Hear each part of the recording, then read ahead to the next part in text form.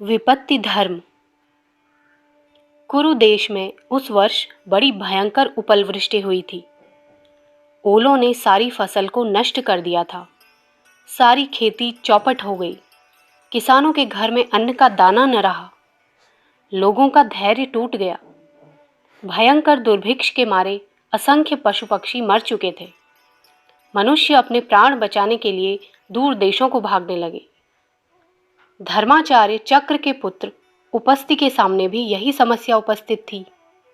जब उन्हें अन्न प्राप्त होने का कोई उपाय न मिल सका तो अन्य सहस्रों नर नारियों की भांति वह भी देश छोड़कर धर्मपत्नी आटिकी के साथ चल दिए। इधर उधर भटकते भटकते एक अंत्यजों के ग्राम में जा पहुंचे। उस समय भूख के मारे उनके प्राण निकले जा रहे थे। क्षुधा की ज्वाला से समस्त शरीर जला जा रहा था। ऐसे समय में उन्होंने ग्राम के भीतर प्रवेश किया तो देखा कि एक अंत्यज उबले हुए उड़द चबा रहा है। उन्हें देखकर उपस्ति के मुंह में पानी भर आया और वे अंत्यज से उड़द मांगने लगे। अंत्यज ने कहा, जिन्हें मैं खा रहा हूं उन जूठे उड़दों के अतिरिक्त और कुछ नहीं है, तब मैं आपको कहां से दूं? उपस्ति ने उत्तर दिया, मुझे इनमें से ही थोड़े से दे दो। उसने ऋषि की इच्छा अनुसार जूठे उड़दों में से कुछ दे दिए और उन्हें खाकर उन्होंने अपनी क्षुधा बुझाई।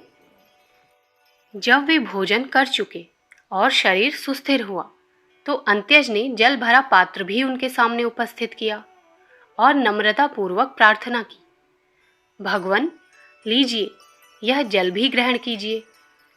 किंतु ऋषि ने उसकी इस प्रार्थना को स्वीकार न किया और जल पीने से इनकार कर दिया। अंत्यज को इस पर बड़ा आश्चर्य हुआ। उसने पूछा, जब आप मेरे जूठे उड़द खा चुके हैं तो जल पीने में क्यों आपत्ति करते हैं? ऋषि ने कहा, वह विपत्ति धर्म था। विपत्ति धर्म विपत्ति के समय के लिए होता है। सदा के लिए मर्यादित धर्म का पालन करना होता है। जब विपत्ति थी तब जूठा अन्न खाया गया, किंतु अब जल तो अपनी इच्छानुसार अन्यत्र भी प्राप्त कर सकता हूँ। इसलिए विपत्ति धर्म का पालन करने की आवश्यकता नहीं। आज प्रश्न उपस्थित होता है कि जब हिंदू जाति पर चारों ओर से संकट की घटाएं आ रही हैं और जाति तथा धर्म का नाम ही मिटना चाहता है, तब क्या किसी विपत्ति धर्म का आविर्भाव नहीं किया जा सकता? जब सारे राष्ट्र का ही सर्वनाश उपस्थित हो रहा है, तब भी क्या कुछ मजहबी परंपराओं को ढीला ना करने की जिद पर हमें अड़ा रहना चाहिए? इतिहास महर्षि उपस्ति के शब्दों में कहता है, नहीं। अखंड ज्योति, जनवरी सन 1941, पृष्ठ संख्या 17।